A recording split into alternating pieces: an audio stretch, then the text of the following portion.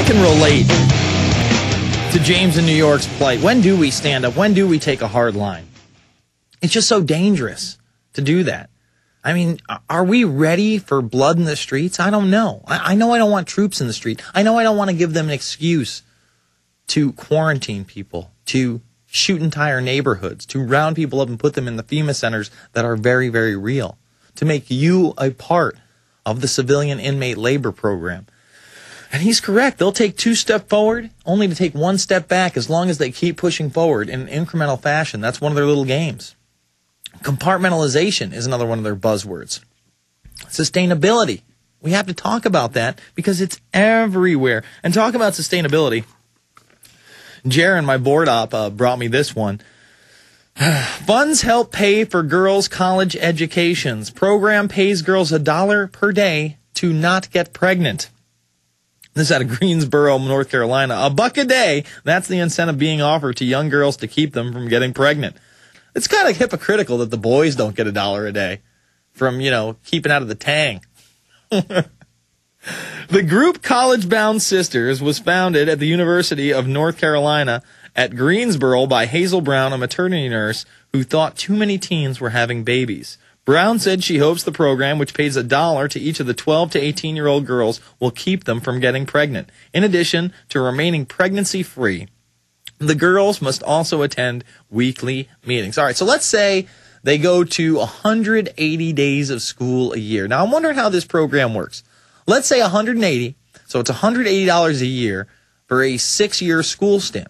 So you could get roughly $1,000, a little bit more than $1,000 if you stay not knocked up. Now, what happens if you're all the way through your junior year, you got about $900 saved up for that community college class you didn't think you were going to be able to take, and all of a sudden you're preggers? Is it all wiped out? Is it like Jeopardy? If you're not going to the finals, you're going home empty? I mean, what is the deal? But I had to.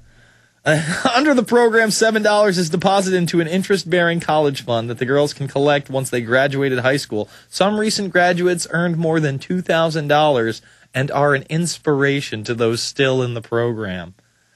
I might want to be a teacher a few years and then be a lawyer, said 12-year-old Chelsea Davis. I might want to be an actor or a singer, another girl in the program, Amanda Davis, said. Isn't it nice when people have big hopes and dreams? A teacher and an actor and a singer. The teacher, yeah, you can do it. Actor and singer, good luck. Good luck with the pregnancy college program. I don't know how that's going to boost you into stardom, but maybe I'm wrong. All right, Josh in Canada. Josh, you're online. Hi, I'm a layman to this, but I've heard a lot about Iranian tension with the world. But why is there such a push to control that country? The corporate world has already taken over the pocketbooks of the youth in Iran, so why is it still considered a threat? Because their military is stronger than most places in Iran. The only place that I would think that has a stronger military in the Middle East that isn't fully controlled by the United States government, and in part they are, is Saudi Arabia. And Iran is kind of one of those enigmas to me. You've got all this tension going on there, but in the end of March, this is something we went over here, it wasn't very widely reported in the media, but Secretary of State Clinton actually came out and said, yeah, Iran, in a push to show that they want to change relations with the United States, are going to help us with this poppy problem in Afghanistan. Meanwhile, we know as soon as we went into Afghanistan, I'm not praising the Taliban here, but while the Taliban was in power, Afghanistan was pumping out about 10% of the world's opium supply. By 3 months after the initial invasion of Afghanistan, it was pumping out 80+%. Now it's 90+%. So you know that Iran isn't going to stop the drug trade there. That funds the black ops operations. So why is Iran so important? Well, if you knock Iran down, all of a sudden the United States has control of Israel, Afghanistan, Iraq, and Iran, and their Eurasian Union becomes even more of a reality. Saudi Arabia might not take military force. I'm going to address it more on the other side. Hang on.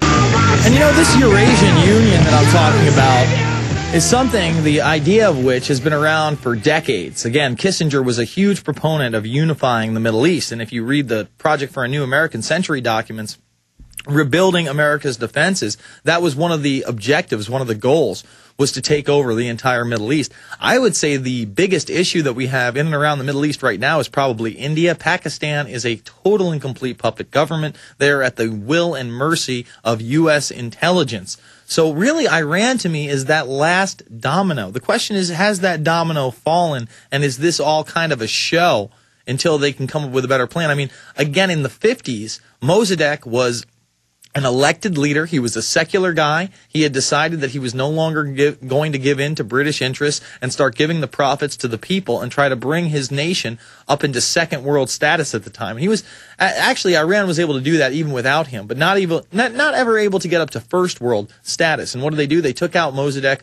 by bombing mosques, putting out pamphlets by these bombings and saying "Up with Mossadegh," framing him for them, and then putting in the Shah, which then tried to radicalize Muslims. And of course we know that in the 80s, or I'm sorry, in the late 70s, with the October surprise, intelligence worked with some of these Iranian hostage takers in order to really, put that albatross around Jimmy Carter's neck. Again, Jimmy Carter, not the greatest guy out there. He's a member of the elite squad. He goes to the Bohemian Grove Club. He knows a lot about these organizations. But at the same time, they just tried to kill him a week and a half ago in Israel. He's out there on the road trying to have peace in the Middle East, trying to defend the Palestinians from the ever-encroaching police state genocide at the hands of the Israelis on that Gaza Strip. I mean, the information from there is just unbelievable. So they try to take this guy's life, and then they blame it on, I think they tried to blame it on, I think even though it was Hamas and police that found him and thwarted it, Israeli intelligence was trying to blame it on Al-Qaeda. Al-Qaeda every time. It's just like,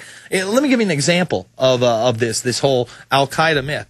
Pakistani officials behind killing of 11 French engineers. High-ranking Pakistani officials were behind the killing of 11 French shipbuilding engineers in Karachi 7 years ago. 2 French judges have ruled. Until now, who did they blame? Al-Qaeda had been blamed for the bomb attacks on a bus in 2002 that killed 11 engineers and 3 Pakistanis. According to the media reports, and again, the intelligence agencies are very well aware of this, and they kind of go at each other on these separate levels. The French Secret Service retaliated after the 2002 attack, not by going after Al-Qaeda, but by breaking the legs of 2 Pakistani Navy admirals and killing a lower-ranking officer. So really, it's my opinion that if they can get Iran under their thumb further, and they can really get them into the fold, that will be really the last big piece in this Eurasian Union that they're trying to set up. What do you got for me, Josh?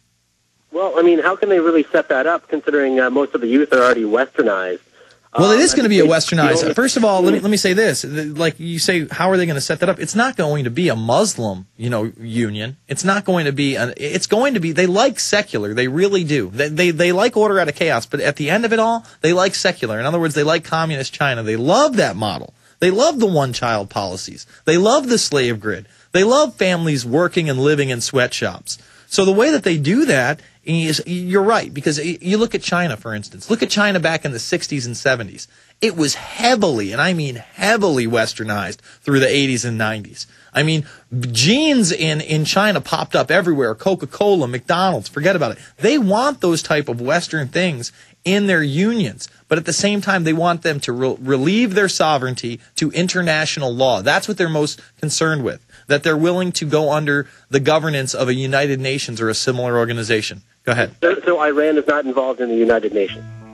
Well, no, Iran gets to speak on the floor, but at the same time, that doesn't mean that they abide by international law. I mean, we only abide by international law when it serves us.